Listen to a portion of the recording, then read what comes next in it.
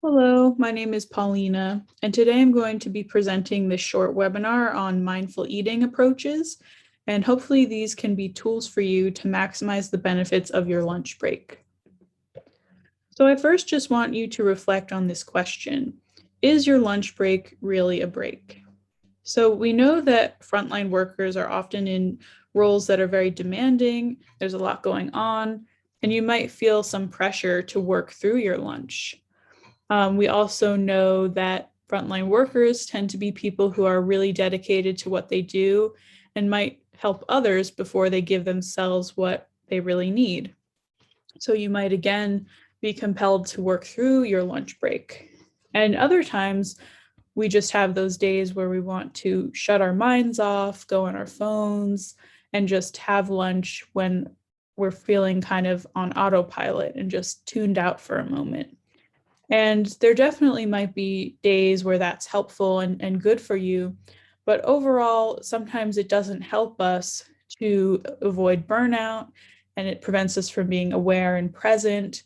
And maybe the long term effects of that are not so ideal. So, shifting to a different approach, we're going to talk about mindful eating and what that is. So, like all forms of mindfulness, this approach is based on being really present with your experience of eating, really savoring the food, really being aware of your experience and observing it on a detailed level, and trying to bring your mind back to the present moment whenever you might be distracted.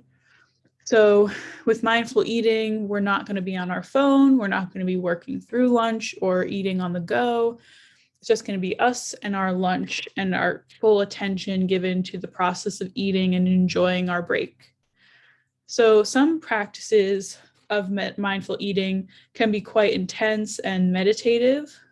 So, for example, you might smell and look at your food before you eat it. When you put it in your mouth, you might take a really long time to just notice the food in your mouth and the flavors of it. And then we'll take your time chewing and really let yourself enjoy that morsel of food for a long time. And then even be present in the act of swallowing the food. So this can be pretty intense and not always feeling like it's helpful for everybody. So, more maybe realistic approaches that are easier to implement and maybe feel better for you are a little bit less formal practices of mindful eating where we're simply just trying to be focused on what we're doing, enjoying the experience, and trying to come back to the lunch and the eating process when our mind wanders. So, there are some known benefits of this approach to eating in a more mindful way. First of all, it helps you pay attention to your body, right? What does your body want from this food? What is your body craving? What would make your body feel good? And it also allows you to be really aware of like how hungry and full you are moment to moment so that you can make choices about food and how much you eat that are really guided by your body's natural needs in that moment. And it's really hard to pay attention to that when we're on our phone or just working through lunch, right? We might just not even notice the signs our body is giving us about food. Another benefit is that mindful eating is all about savoring and getting pleasure from your food. Again, while eating according to what your body needs and what will make it feel good, but you don't have to feel guilty about eating.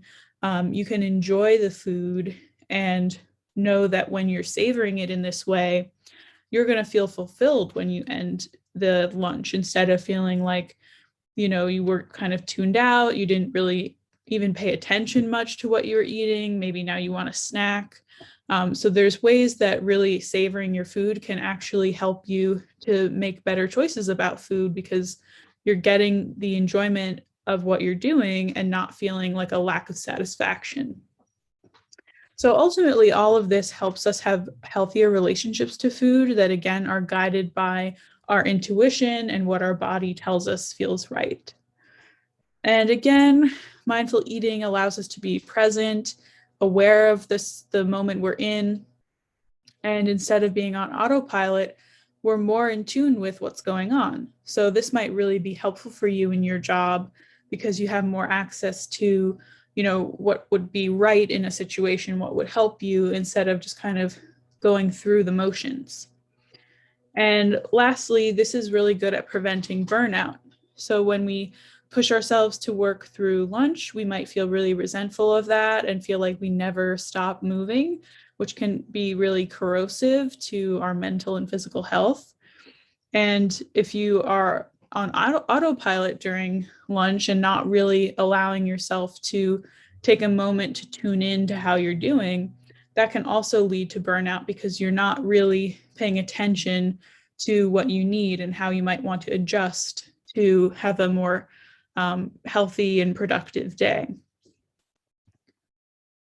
So, these are aspirational principles. It's very hard to change our mindset to this mindful eating approach because so much of our lives, food is maybe a social thing where we're actually focusing on connecting with people as opposed to focusing on the food. A lot of us grow up maybe eating in front of the TV or eating while we're on our phone. So it's going to be difficult to break that habit. So we want to have compassion as we try to use these tools. And we also want to be flexible because you might be thinking during this presentation, I can't have a long lunch break. I can't even choose on some days to have a lunch break that's not a working lunch. Maybe you have a lot of deadlines and demands that make this the case for you. And also, sometimes it is helpful to just shut our minds off during lunch and not have to think about the intense things that might be going on around us. And you know yourself best. So if you feel like today I just need to look at my phone, watch a YouTube video, just check out for a moment, you follow that intuition.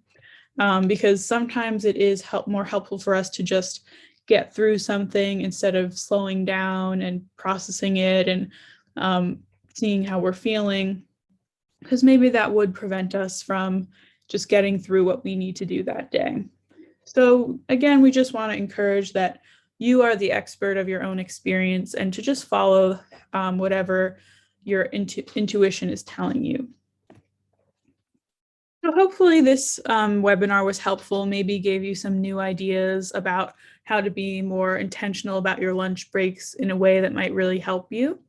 And the New Jersey Hope and Healing program has a lot of other resources to offer if you're interested in more services. So we can provide short-term crisis counseling to individuals, groups, or families.